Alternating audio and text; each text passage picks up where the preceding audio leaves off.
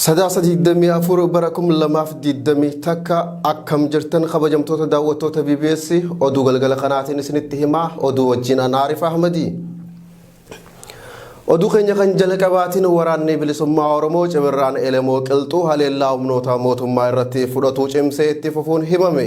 Godina Harargee lixaa aanaa mi'eessoo keessatti waraana mootummaa haleelaa kan jiru waraanni bilisummaa Oromoo Cibirraa Elemoo Qilxuu guyyoota lamaan dabran keessatti humnoota mootummaa aanicha keessa jiru haleeluu ibsaniiti jiru. Akka jiraatan aanichaa tokko himutti waraanni bilisummaa Oromoo Cibirraa Elemoo Qilxuu waraana mootummaa naannicha keessaa qulqulleessaa jiru. Akkuma viidiyoo irraa hubatamutti waraanni bilisummaa Oromoo erga injifannoo gonfateen booda naannawa magaalaa Asabootitti dhaaddannoolee dhageessiseen gumaa artistoota Oromoo baasuu fi hooggantoota wareegamanii baasuuf qophii ta'uu himan. Humnoonni mootummaa erga waraana bilisummaa Oromootiin miidhamanii booda kanneen gara magaalaa Asaboot deebi'an hawaasa nagayaa reebuun ari'anii rasaasa jala tumuun shororkaa uumaa jiraachuu jiraataan dubbifne himee jira. Dabaluunis dhaaddannoon waraanni bilisummaa Oromoo Cibirraan Elemoo Qilxuu dhageessisan kanneen erga yaaliin ajjechaa hooggantoota siyaasaa Oromoo mana hidhaa Qaallittii keessatti taasifamuun dhagahameen booda je. Waraanni bilisummaa Oromoo aanicha keessa sossoo'u yeroo garagaratti humnoota mootummaa sakatta'aa wabootiif bobbaafaman haleeluun baay'ee ajjeesuu fi madeessuu akkasuma meeshaalee lolaa booji'aa turuu ibsaa ture. Haaluma kanaan waraanni bilisummaa Oromoo torbee dabree keessa humnoota mootummaa haleeluun 27 ol ajjeesuu ajajaan waraanaa bilisummaa Oromoo godina Harargee lixaa hambisaa seenaa ibsee ture. Kana malees onkololeessa 10 bara 2020 takka waraanni bilisummaa Oromoo aanaa mi'eessoo bakka Jimaa Jaarsoo jaamtee beekamtutti humnoota mootummaa sakatta'aa wabootiif bobbaafaman haleeluun 16 ajjeesuu gabaasuun keenya ni yaadatama. Waraanni bilisummaa Oromoo ummata saamuun yakka olaanaadha jechuun akeekkachiise.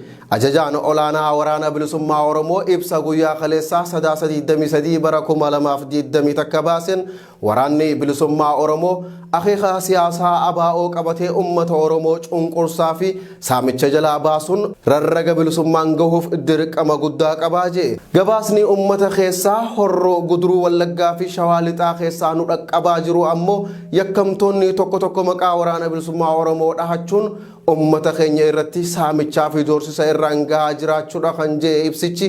Qaamni yakka kana raawwachaa jiru kamuu kan waraana bilisummaa Oromoo bakka hin buune erga madiinaa kan qabu sadoo mataa isaatiif kan dhaabbate yookiin sirna dhablee waan ta'eef ajajaan olaanaa waraana bilisummaa Oromoo akka tarkaanfii feesisuuf fudhatu hubachiisee jira. Saamichii fi ummata irratti roorrisuun faallaa naamusa waraana bilisummaa Oromoo fi aadaa waraana bilisummaa Oromoo keessatti balfamaadha. Waraanni bilisummaa Oromoo wareegama lubbuu kana baasaa jiruufis akeeka eebbifamaa fi khudhaammateeti. Warri gochaa fokkotaa kana raawwatan wareegama waraana bilisummaa Oromoo lubbuu isaa qaalii saba isaaf baasaa jirutti cilee dibuuf akka ta'e beekamuu qaba kan jee ibsi waraana bilisummaa Oromoo. Gochaan ummata saamuu itti roorrisuu fi doorsisuun ulaagaa kamiinuu waraana bilisummaa Oromoo biratti kan fudhatama hin qabne jee. Waan kana ta'eef waraanni bilisummaa Oromoo gochaa gosa kanaa raawwata mutaa'ee ilaaluuf obsa kan hin qabne ta'uu ibse. Kanaaf ajajoonni waraana bilisummaa Oromoo naannoo keessa jirtan keessattis yakkamtoota saamicha ummata irratti geggeessanii fi ummata irratti roorrisan to'achuun akka seeratti dhiheessitan yookiin tarkaanfii feesisu fudhachuun haqa ummata keenyaa eeydan jechuun ajajaan olaanaan ABO waboo hubachiiseetii jira. Ergamaan addaa USA gaanfa Afrikaa Jeffrey Feltman daawwannaa Itoophiyaatti tibbana taasisee xumuruun ibsa kennee jira. Ergamaan addaa USA gaanfa Afrikaatti mudde kun lola kaaba Itoophiyaatti deemaa jiru dhaabsisuuf yeroo garagaratti ejibbaata godhaa turee jira. Ambaasaadder Jeffrey Feltman daawwannaan Itoophiyaatti taasiseen muummicha ministeera Itoophiyaa Abiy Ahmed waliin wala arguun marii taasisuu ibse. Kaayyoo Abiy Ahmed humnoota Tigraay naannolee Amaaraa fi Affaar keessaa baasuudha jee.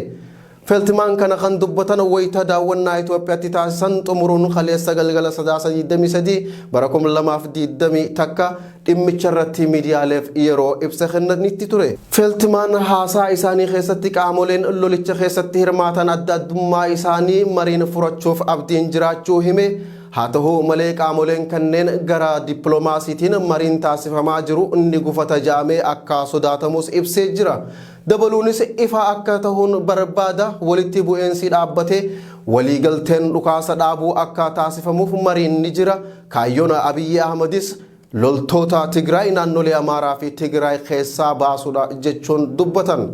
Kaayyoo muummicha ministeeraa kana ni qooddanna kan jedhe Feeltimaan gama biraatiin hooggantoonni TPLF fi ajajoonni humnoota Tigraay karaa ifa hin ta'iniin oggura gargaarsa namoomaa mootummaan federaalaa Tigraay irra kaa'ee kaasisiisuuf karoora qabaachuu dubbachuu isaanii hime.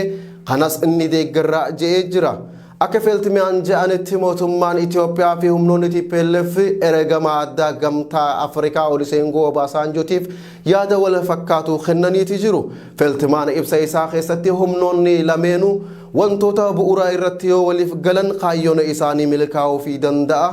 Garuu humnoonni lameenuu kaayyoo isaanii milkeessuuf humnoota waraanatti dhimma bahaa waan jiraniif gara lameeninuu akka injifatanitti amanaa jiran kun garuu furmaata ta'uu hin danda'u jechuun dubbate. Kanaaf mootummaan Itoophiyaatis gargaarsa namoomatti danqaa ta'uu dhiisuu fi waraana hammeessuu dhiisuu qaba. Akkasumas humnoonni Tigraayis imala gara Finfinneetti taasisaa jiran dhaabuu qaban jechuun akeekkachiisetii jira. Ambaasaadar Feeltimaan lola Itoophiyaa keessatti deemaa jiru karaa nagayaatiin furuuf sochii biyyoonni ollaa Itoophiyaa gamtaan Afrikaa dhaabbanni biyyoota gamtoomanii dhaabbileen hawaasaa addunyaa taasisan kan deeggaran ta'uu ibsee jira.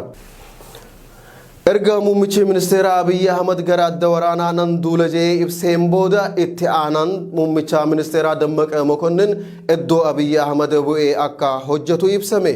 Biiroon Koominikeeshinii Federaalaa akka ibsetti muummichi ministeera Abiyyi Ahmad guyyaa kaleessarraa eegalee adda waraanatti argamuun waraana hoogganaa jira. Itti gaafatamaan Koominikeeshinii Federaalaa Dr. Laggasaa Tulluu ibsa haala yeroo irratti guyyaa har'aa kennaniin muummichi ministeera Abiyyi Ahmadii fi hooggantoonni biroo guyyaa kaleessarraa eegalee gara adda waraanaa duulaniitii jiru. Hojiileen idilee akka hin danqamneef itti aanaan muummicha ministeeraa obbo Dammaqa Mokonnin iddoo muummicha ministeeraa bu'uun hojii geggeessaa akka jiru ibsaniiti jiru.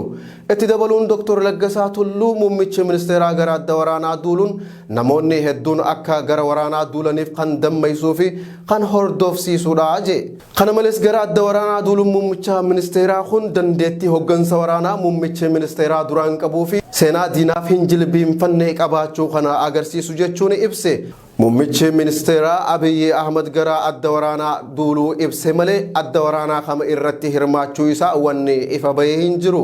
Dubbi himaan TPLF obbo Geetaachoo Raddaa gaafiif deebii TV Tigraay waliin taasiseen muummichi ministeeraa gara adda waraanaa duuluun qoosaadha. Ni duula taanaan hojii isa qabnee seeratti dhiyeessuuf taasifnu nuuf laaffisa jechuun itti qoosee jira. Erga muummichi ministeeraa gara adda waraanaa duuluu wajjin itti aanaan Dammaqaa Mokonnin bakka muummicha ministeeraa bu'ee hojii idilee akka geggeessu ibsameen booda yaadonni garagaraa marsaalee hawaasummaa irratti deemaatii jiru. Ogeessi seeraa obbo Ibsaa Gammadaa barruu gabaabaa fuula Facebook isaa irratti maxxanseen akka heera Rippaabilika Federaalawaa Dimokiraatawaa Itoophiyaatti ministeerri muummichaa ajajaa waliigalaa raayyaa ittisa biyyaati. Aangoo isaa kana hojiin agarsiisuuf hooggansaa kennuuf jecha muummichi gara adda waraanaa deemuun isaa hojuma idilee isaati jechuun barreesse. Dabaluunis duuba muummichi odoo hojiirra jiru itti aanaan isa bakka bu'ee hojii idilee geggeessa jechuun maal jechuudha? Seera kamtu kana hayyame moo muummichi hin jiru jechuu keessanii? Jechuun kan gaafate Abukaattoo Ibsaa Gammadaa wayifan je'e waan bade barbaadaa yeroon isaa gahee jira hidhamtoota siyaasaa hiikaa jechuun barreesse. Yeroo waraanni kaaba Itoophiyaa hammaachuun gara magaalaa Finfinnee dhihaachaa jirutti xayyaaronni waraana Ameerikaa Jabuutitti buufamaa jiraachuun gabaafame. Wal waraansa waggaa tokko oliif Itoophiyaa keessatti deemaa tureen qaamoleen waloo uummatanii mootummaa waraanan magaalaa guddittii jalatti dhihaachaa waan jiraniif xayyaaronni lola Ameerikaa gara baha Afrikaa imalu maddi oduu The War Zone gabaasee jira. Akka gabaasa kanatti wal waraansa waliinii kan waggaa tokkoof deemaa tureen booda loltoonni waloo waraana bilisummaa Oromoo fi waraanni humna ittisaa Tigraay magaalaa guddittii Itoophiyaa tantaate Finfinnee irraa fageenya xiqqaa irratti waan argamaniif Ameerikaan xayyaarota ishii gara biyya ollaa Itoophiyaa Jabuutitti imalchiisaa jirti. Akka to'attoonni balalii xayyaaraa to'atan himanitti xayyaarota loojistikii waraanaa addatti ammoo xayyaarota fe'inaa C-17A Globemaster sardi jaaman dabalatuudhaan qubsuma waraana USA kutaa adda addarraa bifa hin barataminiin gara Jabuutitti imalchiisuun ibsamee jira. Dabaluunis USA'n xayyaarotaa fi waraana kanneen biyya ollaa Itoophiyaa tantaate Jabuutitti kana imalchiisaa jirtuuf Itoophiyaa keessatti lolli waan hammaachaa dhufee fi magaalattiin harka mormitootaa jalatti kufuuf waan dhiyaatteef salphatti lammiilee USA fi dippiloomaatota baraaruuf akka tahees ifatti himtee jirti.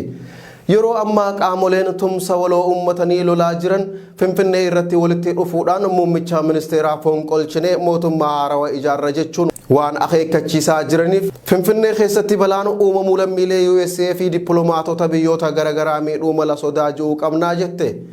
Sadaasa 19 bara 2020 takka irraa eegalee yoo xiqqaate xayyaaronni 16 kanneen C-17A ja'amanii fi akkasumas xayyaarri gurguddaan C-5 Galaxy Cargo Plane ja'amu buufataalee waraanaa USA kutaalee adda addaa kanneen akka buufata waraanaa Fort Stewart Georgiaatti argamurraa gara buufata xiyyaara idilaa addunyaa Jabuutii kan tahe ambuliitti seenuu maddeen himaniiti jiru. Torbee dabre keessa jeneraalli waraanaa Ameerikaa Jabuutii jiru Jeneraal William Zanaa turtii BBC Afrikaa waliin taasisan keessatti magaalaan Finfinnee yoo harka finciltootatti kufte waraanni isaanii Jabuutii jiru lammiilee Ameerikaa Itoophiyaa keessatti argaman baraaruuf tarkaanfii akka fudhatu ibsuun ni yaadatama. Tolega kabajamtoota daawwattoota BBS oduun galgala kanaaf qindeeffannee isaan gammaa daawwataa turtan kana ankan isin waliin ture Arif Ahmad gama ogummaa teeknikaaf kaameraatiin Abdii Jamaalis nu faana ture oduu biraatiin hanga walitti deebinutti nagayaan tura.